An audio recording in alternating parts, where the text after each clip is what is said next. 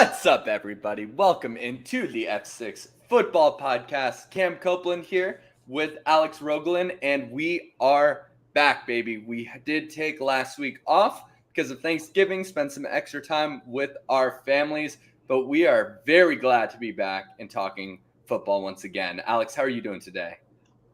I'm doing great, Cam. It's great to be back. Had a lot of fun last week. Ate a lot of turkey, probably too much turkey, and ate some pie and just enjoyed. I know we threw the football around as well, watched some football. So we didn't take a break from football, but we took a slight break from the podcast. But that just means there's more to talk about tonight. Exactly. Yeah, we do have a lot to talk about. I want to do a little bit of a recap on the last couple of weeks. Not every game, of course, or we'd be here all night, but just a couple of games. And I know this is Saturday with everything going on. You know, we'll give you about 7 minutes to watch, to listen, and before the games are played tomorrow afternoon. But we will get back on a normal schedule. We say it every week, but you know, this time maybe it's for real, maybe not. We'll see how it goes.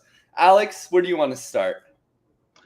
Yeah, no, that makes sense. And yeah, we do appreciate everybody's flexibility with us. We're trying to get it nailed down as well. We got a lot going on, but hey, we're bringing the heat tonight.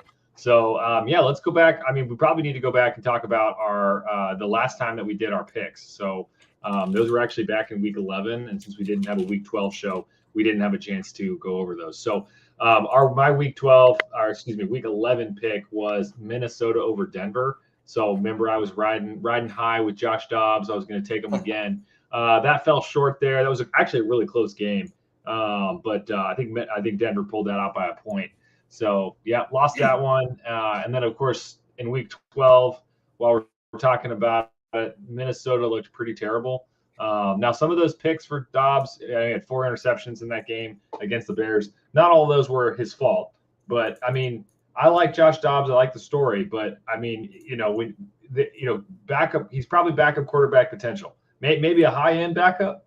But still, I mean, when you're playing a backup every week, it's just you can't expect to have elite level to play the whole season. So Josh Dobbs train slowing down just a little bit, but that does take my record in upset picks to 3-7. So I'm starting to run out of time to get her back to 500. But anyway, what do you think, Cam?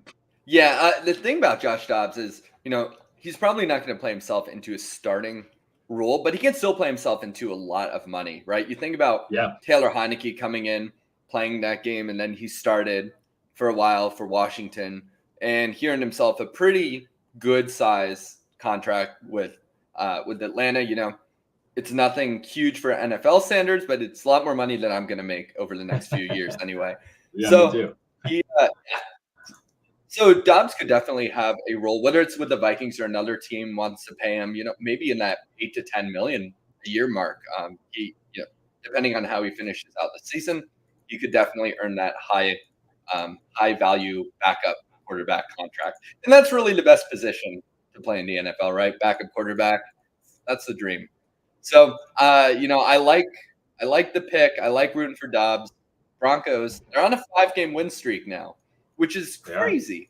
Again, we talked about this a couple weeks ago, but good coaches make adjustments and turn things around. Russell Wilson's finally starting to look a little bit more like Russell Wilson.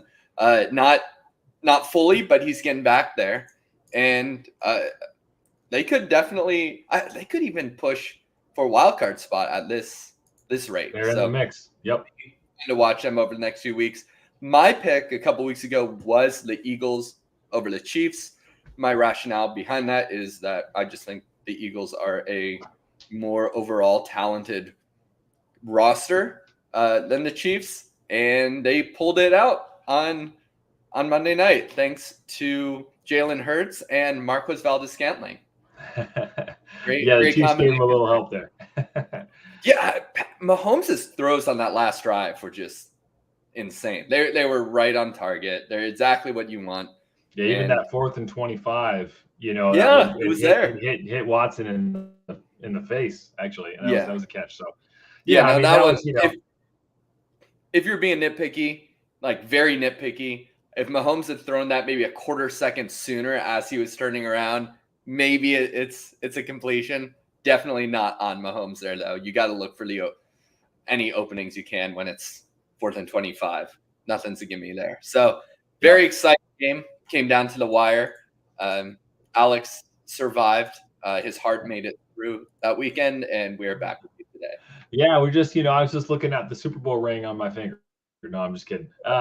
So, yeah, no, it was a good game. I mean, that game, thinking back early in the season, I mean, that game against the Lions, the Chiefs, lost that game with receivers dropping multiple passes, that should have caught. They're very catchable balls. So, that happened again against the Eagles. But, I still think that I love the development coming from Rashee Rice, where he, every week he looks better and better. Had a huge game against the Raiders this last week. So I still think that the Chiefs are going to be just fine. Their defense is still playing solid. Offense is still kind of picking up steam. And I know Andy Reid, he saved some really good stuff for the big games and the playoffs. So I'm sure I still have confidence that Reid and Mahomes will figure it out. And I still don't see a lot of, there's certainly going to be competition. There's no easy path to the Super Bowl. But but we'll talk more about it here. But I still think the Chiefs are going to be the team to beat in the AFC.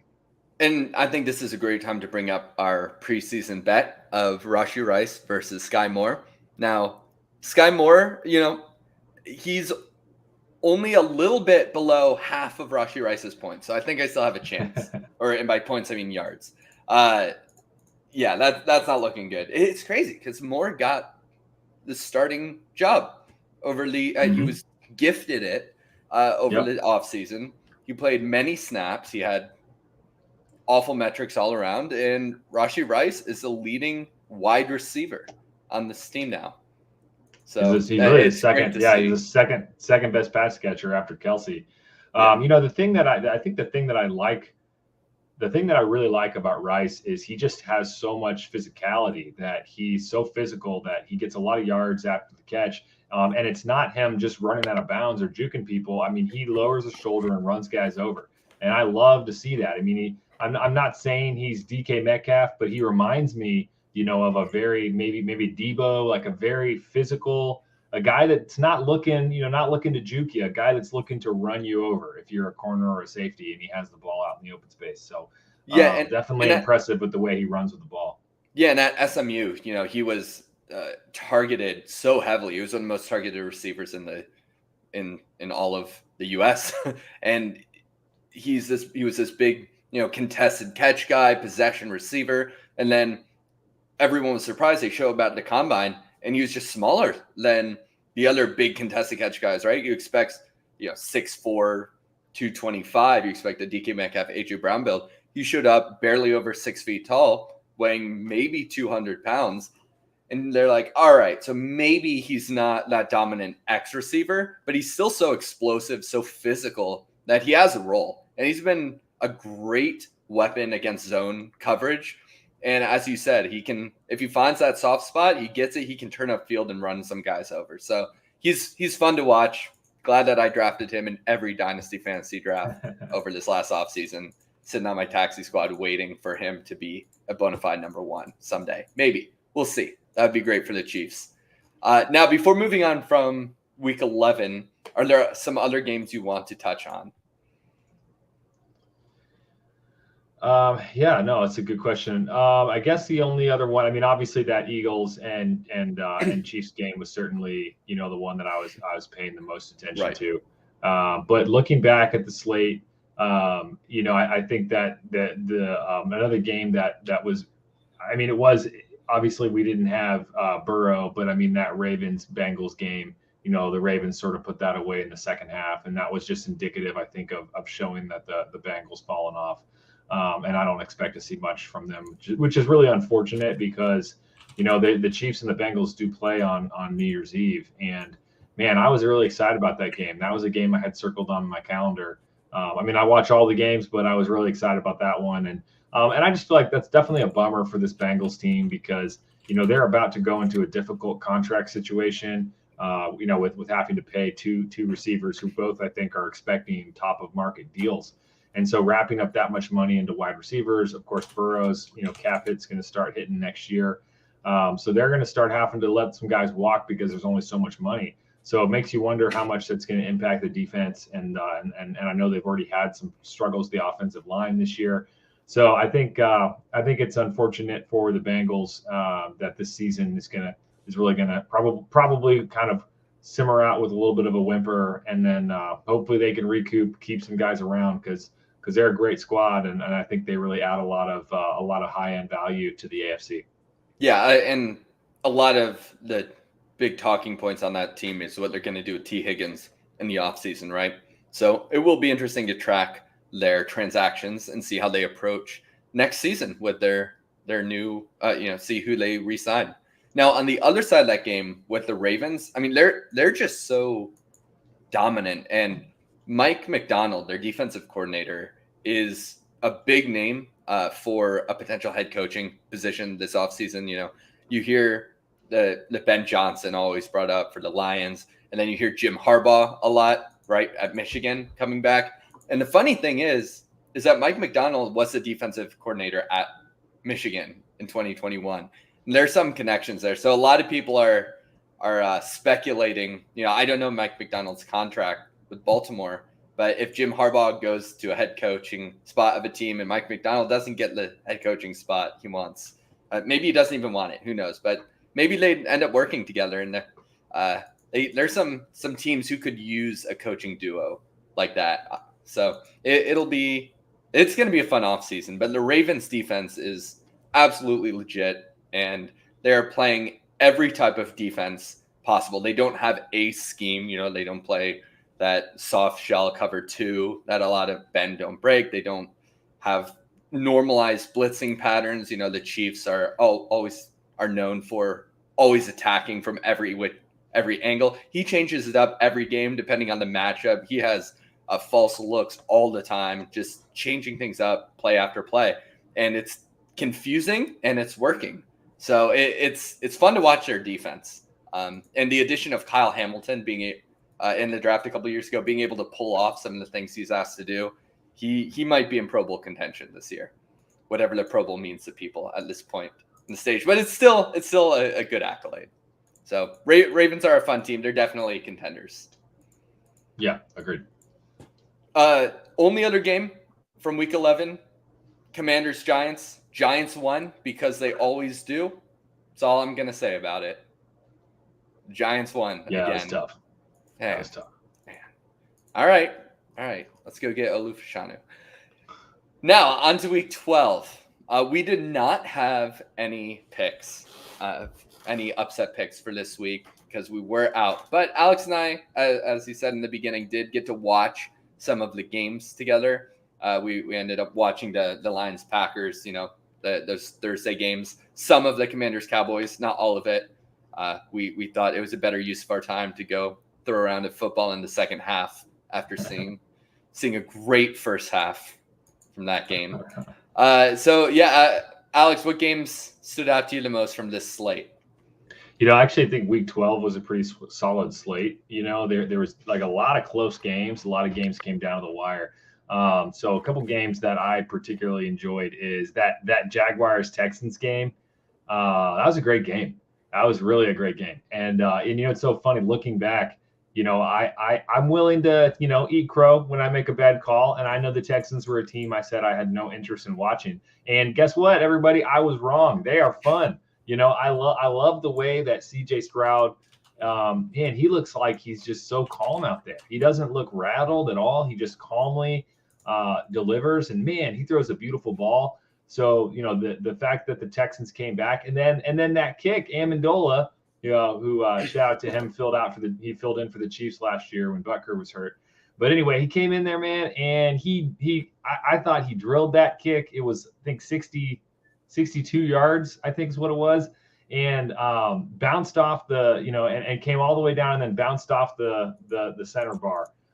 Maybe it wasn't 62. I think it was 59 or 60. Okay. I was like, it was a bomb. It was an absolute bomb. And then he got it there. It just bounced off the forward upright. But I know that otherwise that would have went through. They would have had to go into overtime. Heck of a game. So this Texans team is feisty. And just as a little sneak peek in Week 13, they actually have a huge game this week against Denver. I know we talked about the AFC wild card, And it's looking like the Jags will probably pull out that division. But the Texans are sitting at 6-5, going to be playing the 6-5 Denver Broncos, and that's actually going to be a really big game when it comes to playoff seeding, because whoever loses that game is probably on the outside looking in when the end of the year rolls around. So that was a great game, definitely one that stood out and one that I think was pretty enjoyable. Yeah, I mean, 2 months ago, could you imagine saying, "Wow, I can't wait to watch the Broncos Texans"? 2-3 months ago, but that's going to be a good game.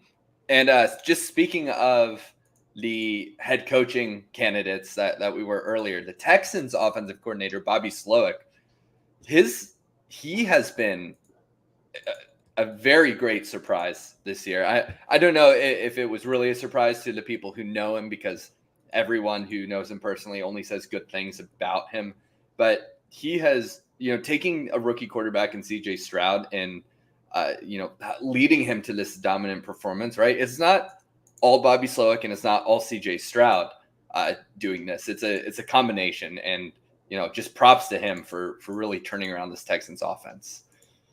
So that they are going to be a fun team for years to come with the draft picks selections that they hit on this year. All right, now I'd say my favorite game of Week 12 had to be favorite is a hard way to put it, but the Bills-Eagles, because of just how that game ended. It seems so absurd at the end, but you can never count out the Eagles and Jalen Hurts. But I need to go back and watch a recap of that game again, because, man, do you have any thoughts on that game, Alex? Yeah, that was a great game. No, I thought it was a great game. I was impressed with the kind of the I honestly think that game to me impressed me from the Eagles more than their win over the Chiefs, which might surprise some people, knowing that I'm a big Chiefs fan. But I guess what really impressed me about that game was obviously the Bills were in desperation mode. I mean, the Bills understand probably more than anybody. They're on the toughest stretch of their schedule, and the playoffs are not a lock. It's definitely still there, and they're in the mix. Definitely in the mix there for a wild card spot, but not a lock. And they certainly have a tough schedule. And so, they were really in desperation. I thought Josh Allen actually played great. And I thought what also impressed me is that, the Eagles were coming off really a short week against really had an extremely physical, difficult game against the Chiefs. I mean, that was really a difficult game on both teams, I think. And then having to come back and now play, at home against a really sort of feisty and desperate Bills team that certainly has some of the best high-end talent in the league. And the way that they were resilient and still fought through, kept taking punches and throwing them back. That really impressed me with the way the Eagles still pulled that game out. So that sucks for Bills fans for sure, because I know that was definitely one they wanted back. But I mean, it's not. I don't think that's Josh Allen's fault at all. I think the defense. One thing that did surprise me, Cam, is I just don't understand this when the Bills defense, especially there in overtime, actually that last drive before the end of regulation. I mean, why are you in full prevent? Like, they don't need a touchdown. They just need a freaking field goal. So I just don't understand. This drives me nuts. And it's like Sean McDermott should know better. I'm not a defensive coordinator, certainly, but as a fan, I understand if you have your corners 12 yards off the ball, then they're just going to throw 5-yard hitches the whole way down the field or out routes. I just don't understand that. Play your base defense. Play your base defense and use some safety help or something just to make sure they don't try to throw it over your head. But you can't all the way down the field. So that's my rant, is I just don't understand these NFL defensive coordinators. When the other team only needs a field goal, don't give them 7, 8, 9, 10 yards of cushion and let them just throw short passes the whole way down the field. It makes no sense to me. Yeah, I mean, there's going to be some turnover on that coaching staff, right? They already fired, Ken Dorsey, I believe. And yep.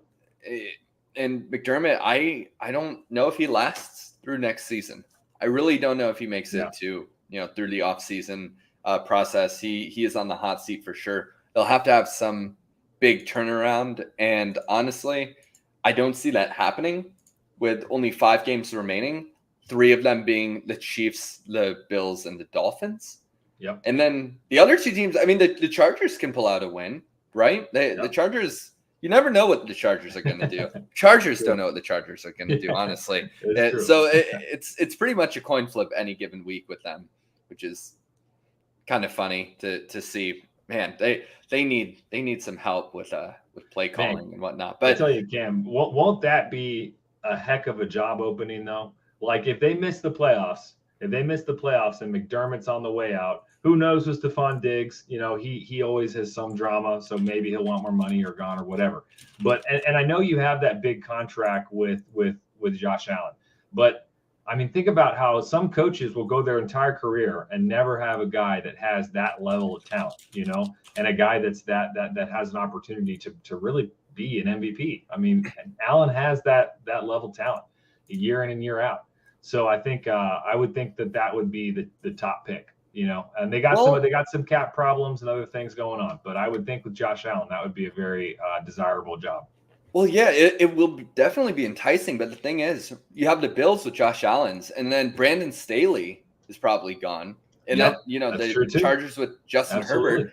And then, honestly, if Matt Eberflus is fired from the Bears, I mean, they have 2 probably top 5. Probably Caleb Williams. One of them is probably number 1. Yeah, Caleb Williams. They're probably not taking another, you know, North Carolina quarterback over someone who's projected to go ahead of him. They're not making that decision again. But probably Caleb Williams over Drake May. That's going to be a very enticing position. And Justin Fields is playing well too, right? So they don't necessarily have to take a quarterback. They could just collect assets, or they could trade Justin Fields for quite a lot, right? Quarterbacks always go for a lot. Yeah. And he's playing well. It's not like he's even still this up and coming project. So I think those are all going to be very desirable positions, landing spots for these head coaching candidates we've been talking about. And that's a bit unfortunate for my Commanders. Now, Sam Howell is, you know, he's great too, guys. he's good. But yeah, he's no Josh Allen, Justin Herbert, or potentially, you know, Caleb Williams. No, so, that's really a great point, Cam, because, you know, especially thinking about Herbert and Allen, I mean, how often does a job come open, you know, potentially 2 jobs come open with a elite talented quarterback, you know, theoretically in the prime of their career, you know, in their kind of late in those late 20s years. Man, I mean, both the fact that there could be those jobs. I know that Sean Payton has turned things around in Denver, but you got to, I mean, I bet you when he's at the table at home, he's kicking himself for not waiting another year. You know, I almost wonder if he would have waited one more year, you know, collected some more checks from Fox, you know, done the whole TV thing. I mean, I can imagine as an offensive guru, putting him with either of those teams, man, I bet he would have been a top pick for either of those jobs. Yeah. And the thing is, you know, the 2 teams who've already fired their coaches, and the Raiders and the Panthers, those are not as desirable spots overall. I like Bryce Young. I do. But them not having their first round pick, that's probably going to end up being Caleb Williams on another team. It's a little demoralizing. I mean, just mentally. And all of their star players on defense need to be re-signed. Yep. Right? Brian Burns isn't on contract. They're probably going to extend Derek Brown. I know there's someone I'm missing. Hold on. Almost there. Jeremy Chin. Jeremy Chin, I believe, is needs to be re-signed as well. So they already don't have a ton of cap space. So they have decisions to make. Are they going to let their cornerstone defensive players go? Are they going to enter this? They're clearly in a full rebuild, but they just traded the farm for Bryce Young. Are they going to then trade away all their other assets and just push it down the road further? Because honestly, if they don't re-sign, Frankie Louvu, he might be off of contract as well, I believe. I'll look that up here in a moment. But if they let these guys go, they might be 3-4 years away from competing, at which point, if Bryce Young is playing well, you need to pay him. So it's just not, it's a hard spot. I hope they can get this figured out, because I like a lot of these players. I like the team. No, it's not like it's Dallas or anything I'm talking about here. So if they can make some good decisions, maybe they can turn around. But there's no way it's as desirable as the other teams we were just talking about. Yeah, absolutely. Another couple games that we don't have to touch too long on, but I thought that I think we're talking about this the other day, but I know we've had a Steelers fan on here, but I did have to laugh that I did see one of my other buddies, a big Steelers fan, and how happy Steelers fans were that they got 400 yards of offense, and how it had been like so long since that had happened. But then it also made me laugh because I was like, but you still only scored 17 points, 16 points actually. Yeah. And so this Steelers team, like they're probably going to make the playoffs because their schedule doesn't even look that hard down the stretch. And jeez. I mean, their defense is really good. No doubt about it. Their defense is playoff worthy, but their offense is just painful. I mean, it's painful to watch that. Like, yeah. So somehow the Steelers are going to get in the playoffs probably, as a wild card team probably. And because I still think the Ravens will win that division, but it's just crazy to think, because to me the Steelers do not seem like they should be a playoff team. But who knows? They might get in. Now they have other issues as well. But do you think that the Steelers are thoroughly going to be doing their homework on the quarterbacks in this upcoming draft class? That's a great question. I don't know. Like the Steelers, they are a very, I don't know if risk averse is probably the word I'd use. Like it feels like they're a very risk averse organization. They are very loyal to their players and their coaches. Like it feels like they are just, they're going to lean on the side of taking longer to move off of players, than maybe other teams will. Especially people that have, been really core to I think their identity as a team. And obviously very patient ownership. So I don't think so. I think there's clearly doubts about Pickett, but I just don't see the Steelers as an organization. I think that they like that consistency and they're just very loyal. And so, he is a first round pick, even if he wasn't a really high first round pick, but I think they're going to at least give him another year. So I think Pickett is there for at least another year. And then I think after that, maybe we'll see where we're at the end of next year. Yeah. And, I didn't personally watch that game as closely as some of the other games, the Steelers Bengals, but I heard that the Steelers use Darnell Washington a lot more, rookie tight end, monster rookie tight end, may I add, in the run game. And it helped their run game efficiency a lot. And Kenny Pickett threw it over the middle of the field more than any other game this season. Just, again, I didn't watch it per se, but those are using your personnel, how they're supposed to be used to your advantage, and throwing easy first reads over the middle of the field. That's like very basic stuff. And the Steelers fan we had on the show said Ben Roethlisberger went on a podcast and he was wondering where the easy plays were, right? The 10, 12-yard hitches, right? The quick slants. Just it seems like Canada was making this offense unnecessarily hard for a young quarterback. And, most people do not like how he's called plays in the past as well, but especially when you have a quarterback on a rookie contract, right? You want to make the game as easy as you possibly can for him to succeed. Now, just to touch on this real quick, at least through the first half of the season, Eric Bieniemy had Sam Howell using his first read over 75% of the time.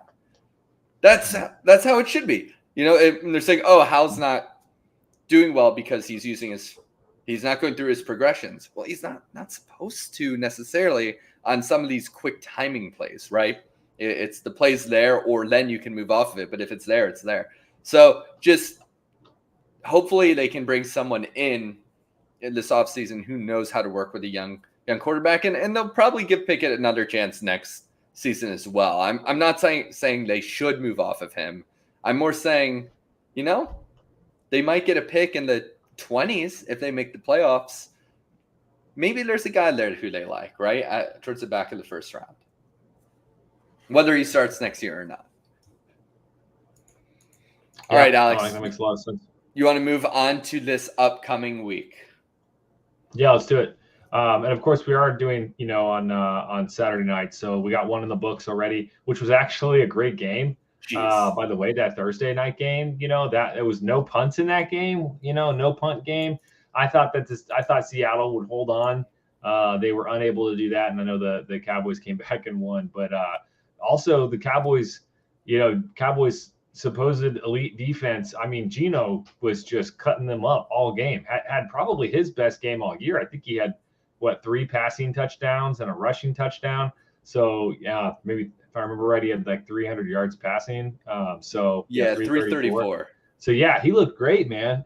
So that was just, I think it was a little bit of a maybe a little bit of a trap game for Dallas, but they did come back around and pull it out. So congrats to Dallas and their fans. But that was actually a surprisingly good game.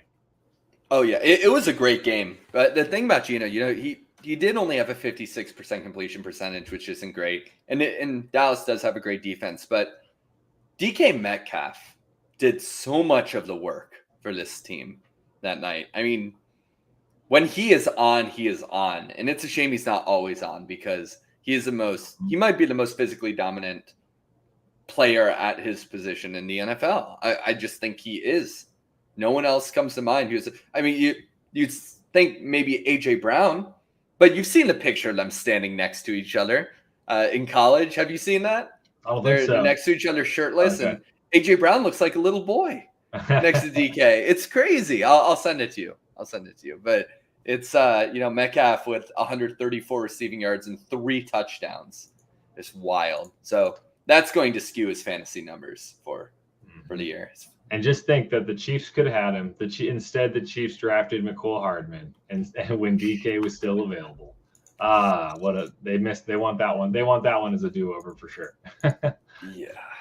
But yeah. So then, looking ahead, I guess it's time we can go ahead and make our upset picks for the week.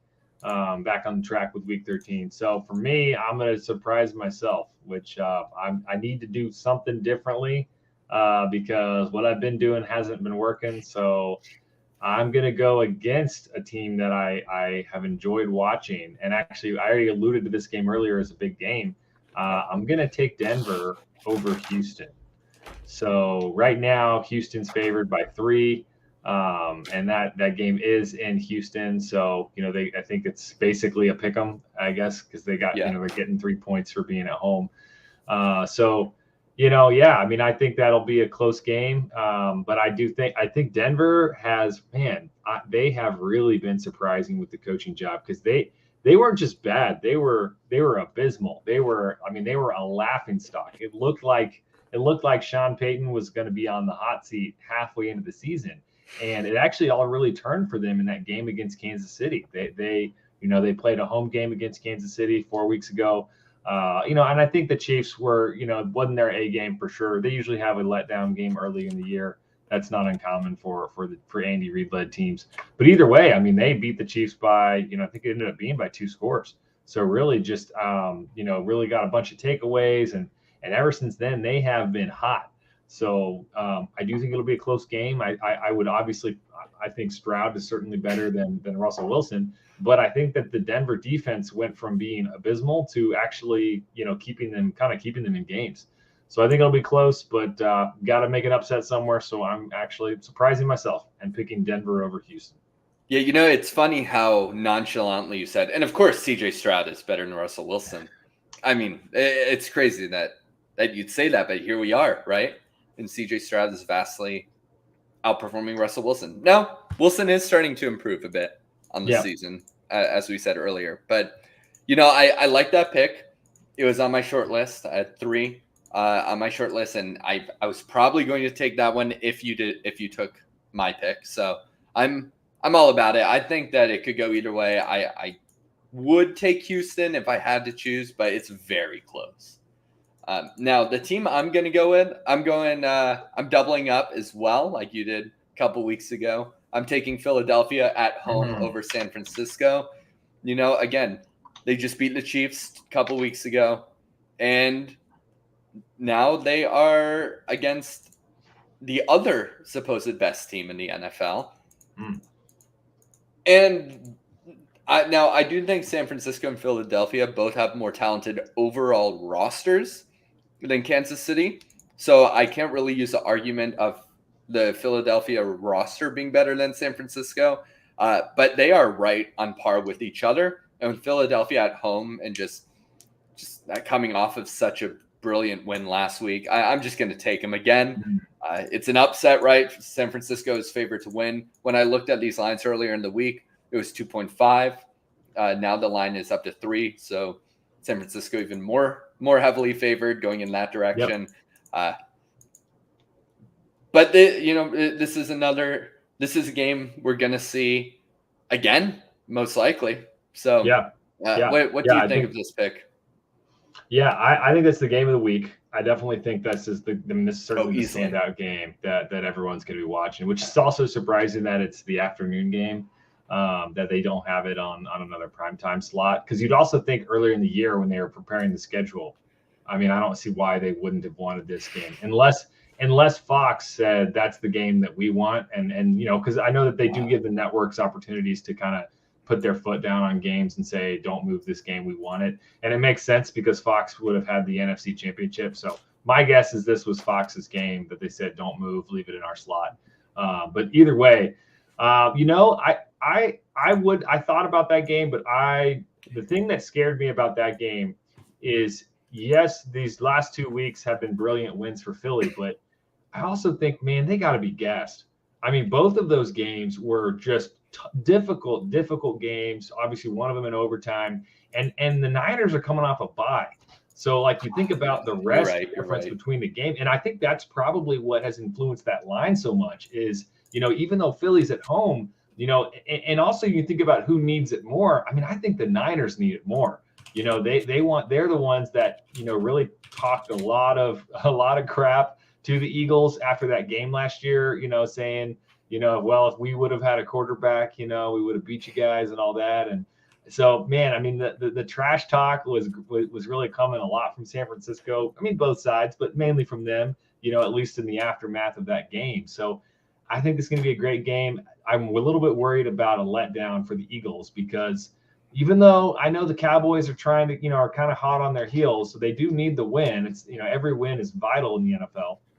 But I'm just a little concerned with, I wouldn't blame them if they come out and if they just don't quite have the same level of energy after 2 brutal weeks, and then the Niners coming in healthy and coming off fresh. That's what makes me a little nervous about that game for Philly.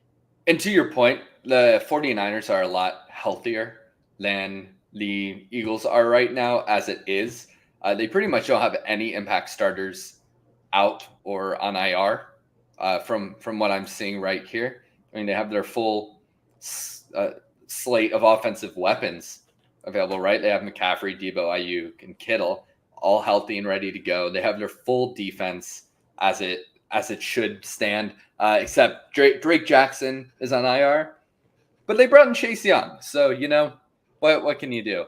And the Eagles, on the other hand, they are missing Dallas Goedert, most likely. He's listed as doubtful. Fletcher Cox is questionable. Nakobe Dean's on IR.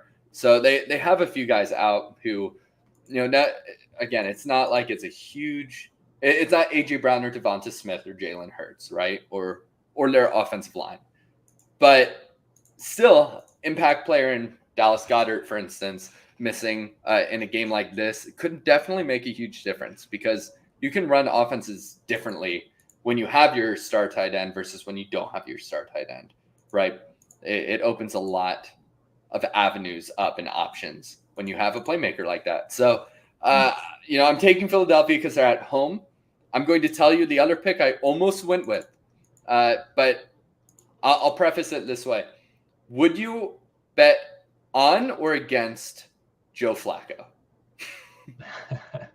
Yeah, I don't even know, man. I saw that. Like, I mean, first off, it's like a shock to me that he's still in the NFL. He's 39, isn't he? He's like 39 I was just or about 40. to look that up. I think he's like 38.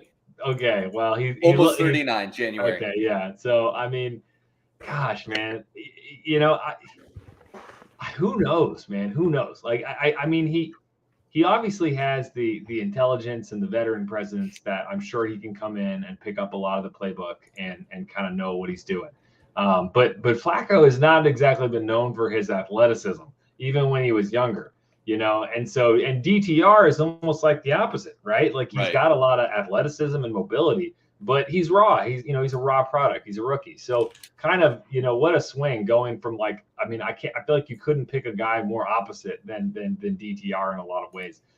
So I have no idea. I don't even think the Browns know. Like, do the Browns have any idea what they're going to get? I mean, they probably said, "Hey, can you throw this ball 40 yards? Yes or no?" I mean, he did it, and they said, "All right, yeah."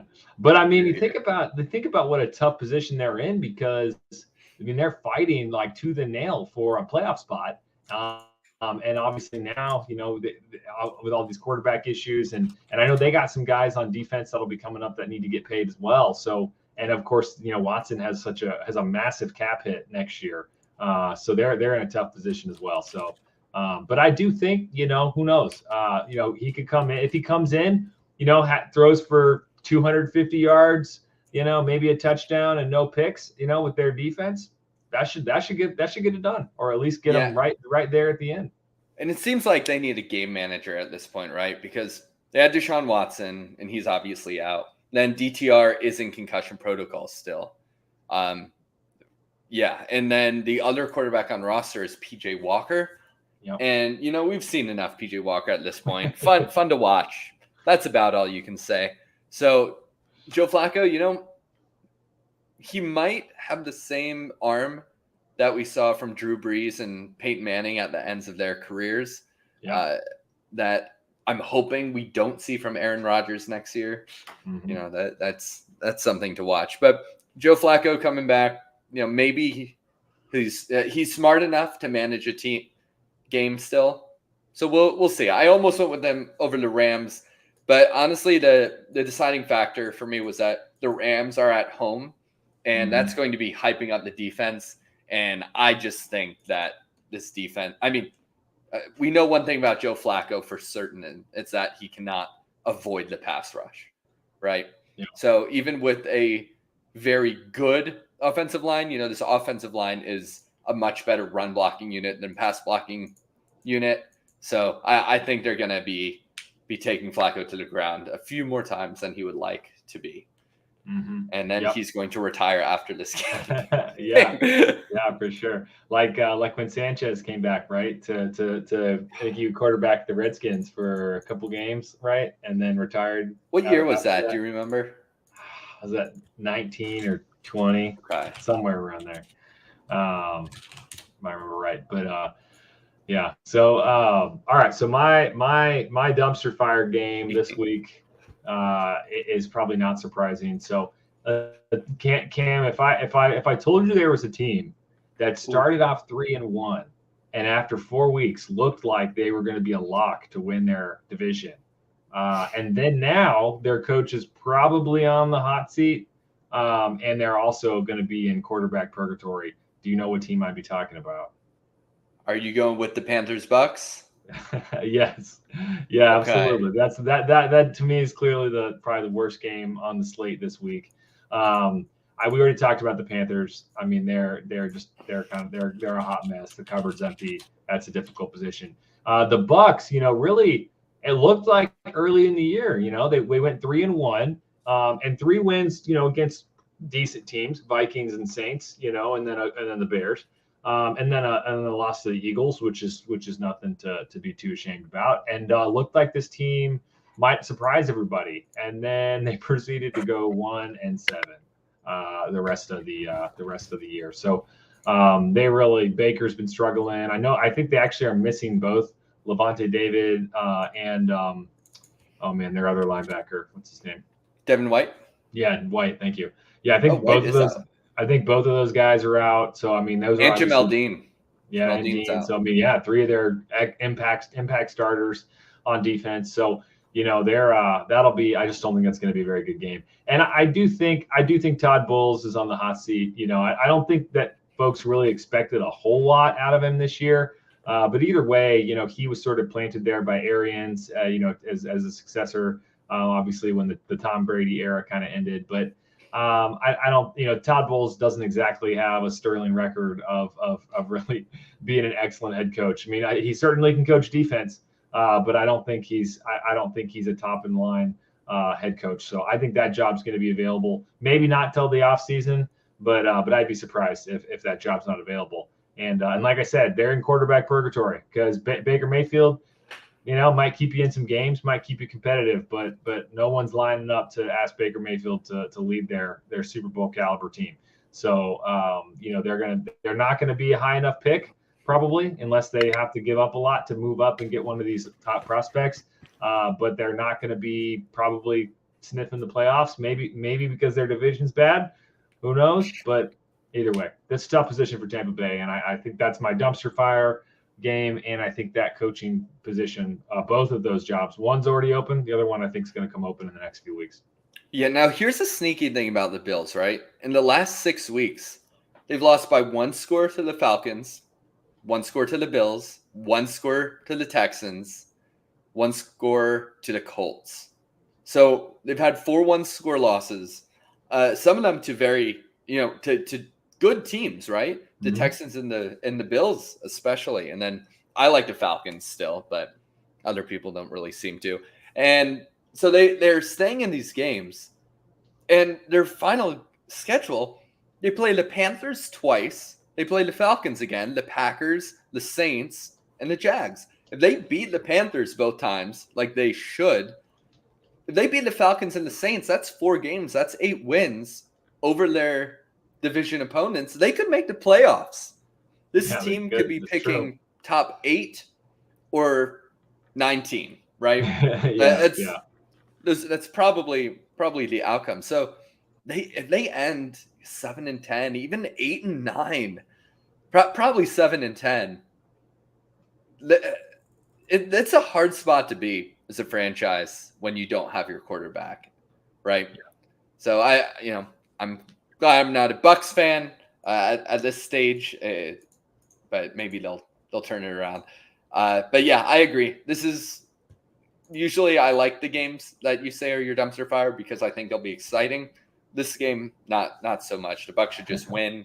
I'll look at Bryce Young's throws after the game or something. I'll be watching the Eagles 49ers a bit more closely at that same time slot. Yeah, absolutely. So I do want to ask you about the Commanders Dolphins game, but before I do, I want us to go ahead and I saw a stat yesterday that said this is the tightest race in the AFC in like the past 20 years or something. Where the last time that, because there's really 5 teams that all still have a legitimate shot at the 1 seed. So I got to ask you now, who do you think ends up with the 1 seed in the AFC? Ooh. While you think about it, I think it's between. Of course, I think it's going to be the Chiefs, obviously. And that's not just because I'm a homer. The Chiefs do have a couple tough games left, but they have the tiebreaker against the Jags and the tiebreaker against the Dolphins.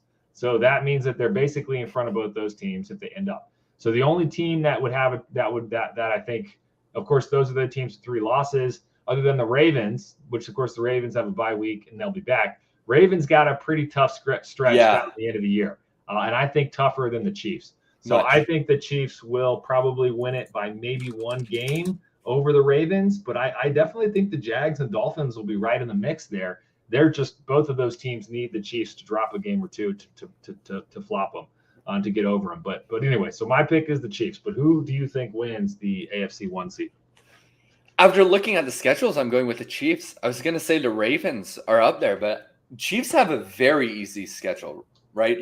They do play the Bills, but then they play the Packers, Patriots, Bengals, Raiders, and Chargers. They should win. I mean, they should win all of those games. When matching them against any team, they should technically usually win. That's just not how the NFL always works. So they'll probably end the season with 5 wins in those 6 games. And then the Ravens, on the other hand, have to play the Jaguars, who they're up against for the 1 seat, the Dolphins, who they're up against for the 1 seat, and the 49ers. So as well as the Rams and Steelers, right? Like the Steelers could win that still. Yep. So I think it's going to be the Chiefs again. Yeah, and looking at the Dolphins schedule, they got, and I know we're going to talk about next. They got the Commanders this week. They got the Titans and then the Jets. Those are all, I would say, should probably be W's. But then they do have a pretty tough last 3 games. They have Cowboys, then they play the Ravens, like we said, and they close against the Bills. And let's be honest, that game against the Bills, that's probably going to still mean something to the Bills for sure. Like that, they're probably going to need that, So you're going to probably have a really desperate Bills team at the end. So, I think if you're Miami, you're looking at three probably wins for sure, but then 3 toss-up games. You could go 2-1, 1-2 in there. So, I think I definitely think it's lining up to probably be the Chiefs. But it's fun to see. It's fun to see these teams, and it's fun that there's this many teams that can still get hot and end up in the top of the conference. So, well done NFL for keeping us engaged and having a fun season so far. Yeah, I do really like the swap. Was it 2020 or 2021? The swap to an extra playoff team. I think that was a very good 21. Yeah, okay, 21. Yeah. Yeah. And because you look at the race right now, and in the AFC, you have your number 1 team in each division. We just touched on all of them. And you have 2 7-win teams with the Steelers and the Browns, and they're in the same division. Mm-hmm. And then you have all these 6-win teams, including the Bills, right? You have the Bills, You have the Broncos, the Colts, and the Texans. The Texans, yep. And the Colts, man.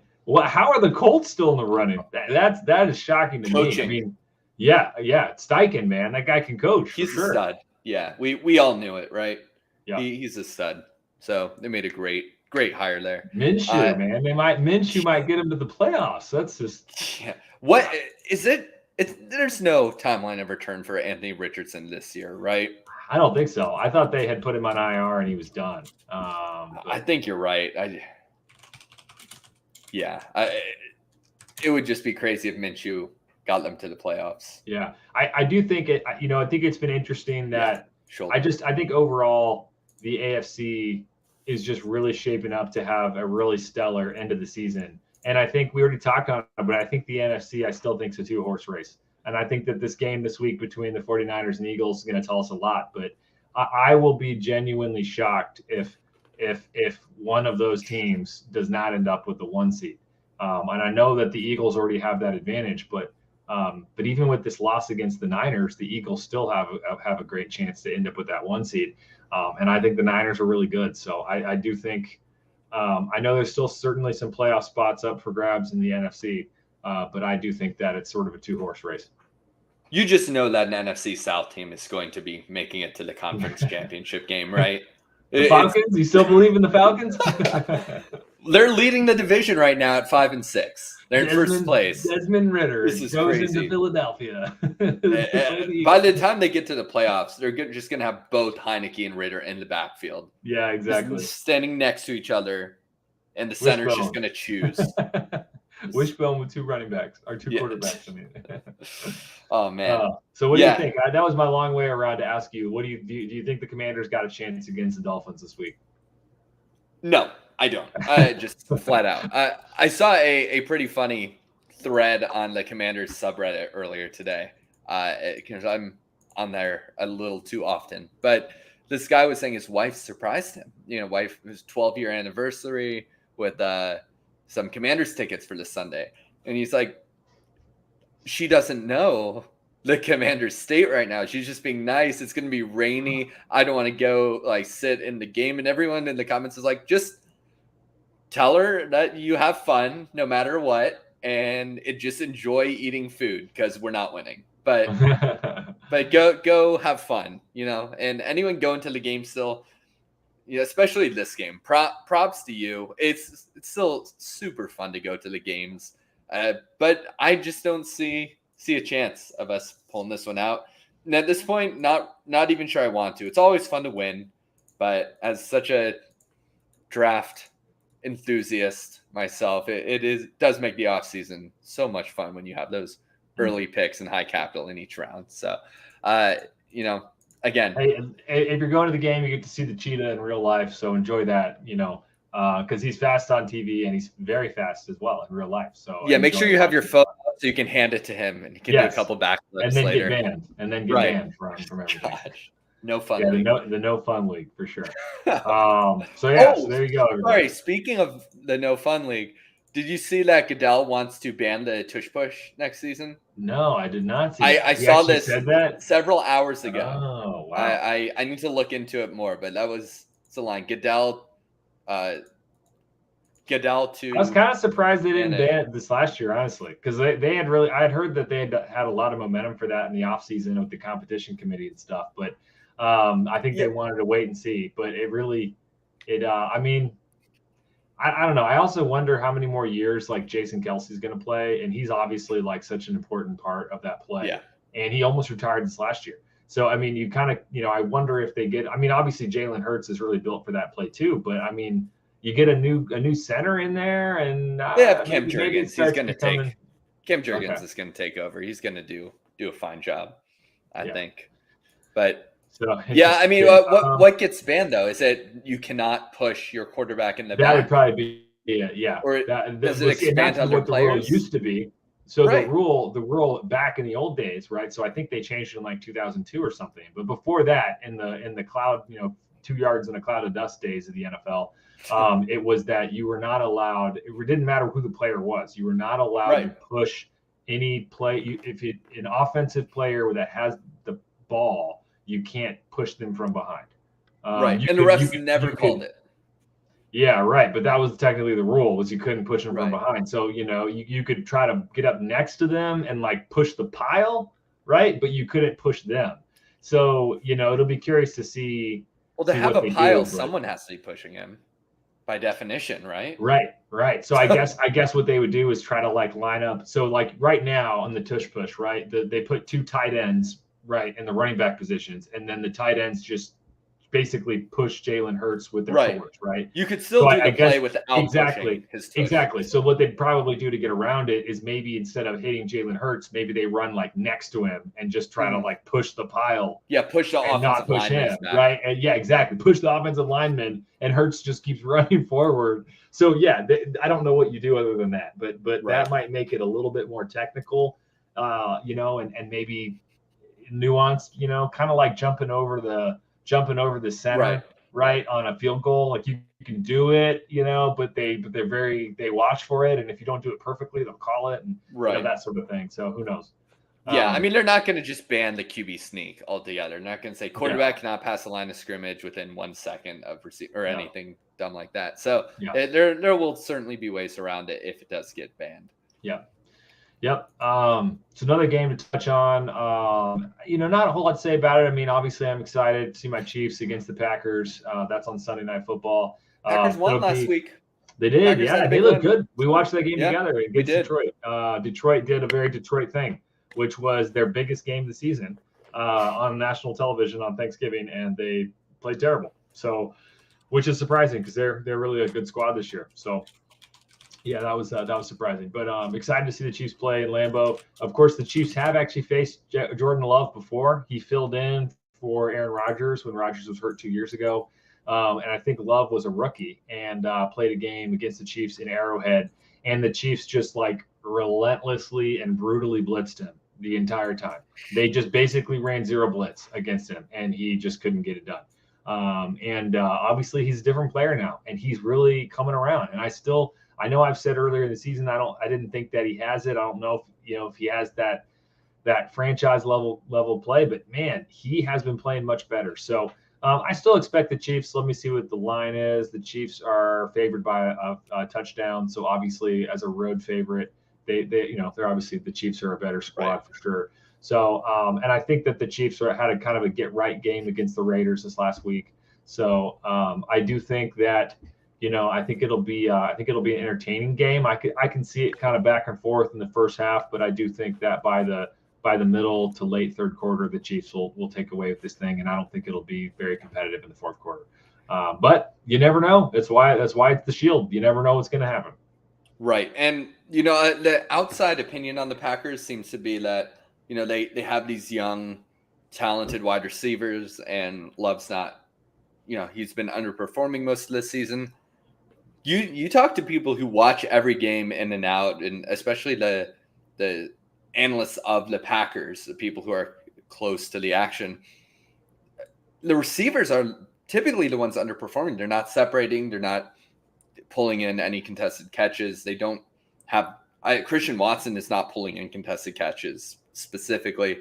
And Jordan Love will throw those balls. If he gets a one-on-one matchup he likes, he will always take it. And that is probably what he's instructed to do, as well as his play style, right? If he was not instructed to do that, he probably would not still be doing it, right, at this point in the season. But he's giving them the chance, and his receivers just aren't really separating. So I think he's been playing a lot better than most people who haven't been watching him as closely may think. That is still to say that he hasn't necessarily proven himself to be a franchise quarterback, but they're definitely going to give him the reins again next season. I think anyway. Yeah, I think so too. Yeah, I think so too. Yeah, I mean, you could say that Bryce Young has a similar issue, right? His receivers just aren't getting open. I see there's a chart I was sent earlier this week that I thought was interesting, is how often quarterbacks throw to open receivers and their charted accuracy on those throws. Bryce Young has a second least frequent open receivers, ahead of only Kyler Murray, and he's the most accurate quarterback in the NFL when throwing to open receivers. Interesting. Which is interesting. So who's throwing to the most open receivers? It's got to be, I'm thinking of the teams with elite. Tua. I was going to say, I'm thinking of teams with the elite wide receivers. I was thinking of the Bengals and the Dolphins. Yep, Tua and then Purdy. Well, yeah, Purdy, definitely. Yeah, that makes sense for sure. And I would think the Eagles would be up there too. I mean, they obviously have elite wide receivers as well. Yeah, I don't see them towards the top here. Yeah, in the middle of the pack. Yeah, it's probably in the bunch of many names in the middle.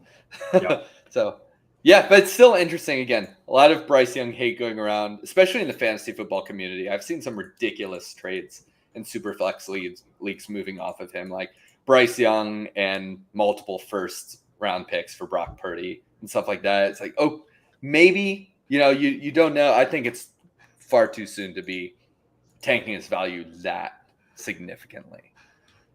But that's why I like watching the Panthers more than most non-Panthers fans. All right, let's see.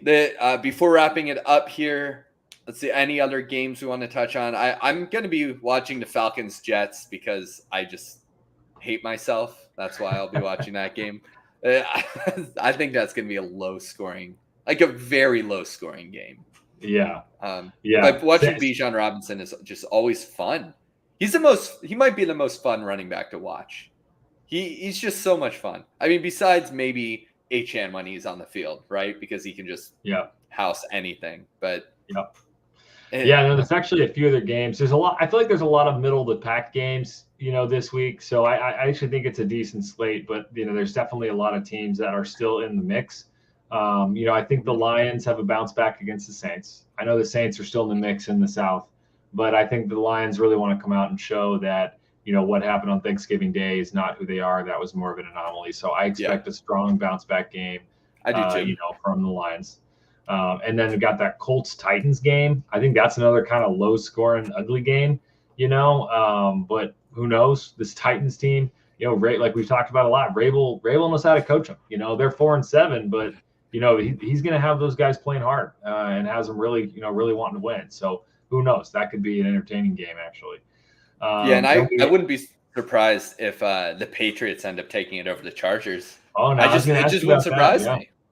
Now, did you see the graphic that was put up earlier this You know how when they advertise the teams, they always put the team's best player. Usually it's the Yeah. quarterbacks. Was Mac They Jones just not on there? no, it was Bill Belichick. Oh, They nice. didn't even choose a player. Come It was see Herbert against Bill. Belichick. It doesn't matter who's out on the field, but just see the hoodie on the sidelines. That's Yeah. crazy. Well, remember we remember you and I talked about how they were dead, right? And how they were toast, and then they beat the Bills earlier in the season. So Yeah. you know, and I know the Bills aren't right, but still, you never know. So I as much as I think the Chargers are better, that wouldn't shock me. The Chargers will find a way to charge them. Yeah, the Patriots are just so devoid of talent. Yeah, just everywhere. That's going to be a very Bill thing to do too. He's going to leave them, you know, at the end of the season, and then they're like, "There's nothing in the cupboard," you know. They're pretty bare. Okay, I don't want to take this too long. I know we're a bit over time now, but what do you think Bill Belichick does at the end of this season? Do you think he leaves and goes somewhere else to another team? Yeah, I think he goes somewhere else. Because as what? I don't know, man. Yeah, see, that's the thing, right? Like Bill can coach, obviously. I know there's never debate about that, but like we said, Bill the GM is not ideal, No, right? not And a lot of great coaches, you know, have when they recognize the challenge of trying to do both roles, they've given it up. I mean, Andy Reid, I'm biased, but he's a great example. He was the GM and the coach in Philly, made all the shots, and he realized that he couldn't be the best version of himself when he did that. So when he came to Kansas City, you know, they hired Brett Veach. Well, originally they had John Dorsey, then they had Brett Veach in, and Andy doesn't, you know, he doesn't make personnel decisions. He just coaches with who he has. And obviously they consult him, but that's really a great setup. So I think the challenge is that I think Bill is extremely stubborn. So I do not think he'll give that up. I think he's going to want full control. So the question then becomes, I do think Robert Kraft is going to want to move on. I think both sides are just going to say it's time. But I don't think Bill steps away. So then I ask myself, well, what kind of owner would be willing to just give it over to him and say, Bill, do your thing, which is what Robert Kraft has done. I don't know. I mean, they're not a terrible fit, honestly. Like I don't see I don't see Carolina. I don't see David Tepper, you know. But I mean, some other, you know, he's kind of a meddling owner, so I would say him probably not. But I mean, like we talked about some of their teams, Bill's not going to go. He's not going to go to the Bills. There's no way Robert Kraft in any scenario is going to let him go to the Bills. So what about the Chargers? You know, I mean, he's kind of like a East Coast gruff kind of guy, but you know, California son, Justin Herbert, a pretty loaded roster. I mean, that could make a lot of sense. You know. See what. I think it would be best if he went somewhere as a defensive coordinator, but I think there is a 1% chance at best of that happening. His ego won't let him. He would be frustrated. If he did take that position, he might not do as well because he would feel like he doesn't have the control that he needs. Maybe if he goes to a place that hires that has an offensive head coach, right? Offensive head coach, offensive coordinator working together on the offense and say, Bill, defense is yours. Right. You want to know another sneaky place that no one's talking about though, and this is coming from the brain of Alex Rogan, which is a scary place. You know, a place that makes sense though for Bill, I would think Chicago. I would think Chicago would make sense, right? Because he's got some draft picks. You know, it's also with the Haslam family, like they would, you know, or the Hallis family, you know, they would be definitely willing to just hand the keys over to him. And they've been such low expectations. I mean, Bill would definitely, I think, bring some excitement back to Chicago. And Bill just seems like he's just a gruff Chicago type of guy. You know, I mean, he just seems like he'd fit in there. So I think the draft picks coming could also kind of entice him. Once again, that GM side, I don't know if that's the best idea to have Bill come in there and start picking and use those picks. But either way, you know, and I think that they would be more than willing to probably hand over a lot of money to him too and give him a big contract. So I think that's a sneaky destination for him is Chicago. Yeah. I mean, I can see it. Honestly, I say I can see it, but I can't picture Bill anywhere else right now. It's just hard to do. You can't picture him away from the Patriots. So I'll believe it when I see it. Yep, absolutely. All right, man. Any other games? No, I think we touched on everything. The only ones we didn't touch on, just to wrap up real quick, Cardinals, Steelers. Yeah, I think that it'll be an ugly game, and the Steelers will win like Yep, I 17-14 or something. Yeah, And exactly. then the last game, Bengals Jags. That's pretty heavily favored for the Jags right now. They're already favored by 9.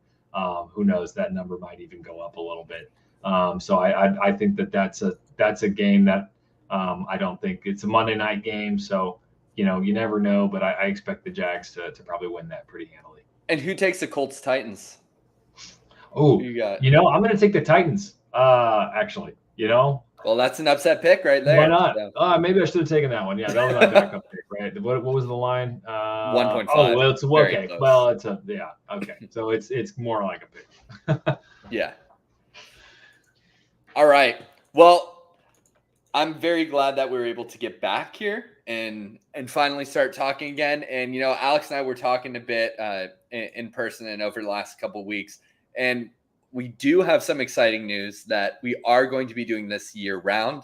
When the season ends, we're not going to stop there. We're going to be talking throughout the offseason, talking about the draft, talking about the coaching changes, talking about the franchises and all the moves they're making, free agency, you name it. Even come after the draft, there's still plenty to talk about. So we're going to be making this year-round podcast, and then throughout the offseason, I will also be sprinkling in some bonus episodes, some mock drafts here and there, anything I hear about franchises that I want to talk about. I'll hop on for 20 or 30 minutes, leave you guys a little something. So really looking forward to that and just the prospects of making this a year-round podcast. It's exciting, Alex.